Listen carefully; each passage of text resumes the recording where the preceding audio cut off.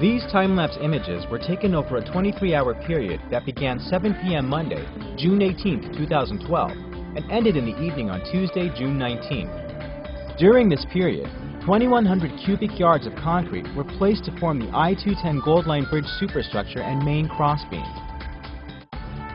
The I-210 bridge is being built by the Metro Gold Line Foothill Extension Construction Authority and is part of the 11.5-mile Foothill Extension Light Rail project from Pasadena to Azusa, currently under construction.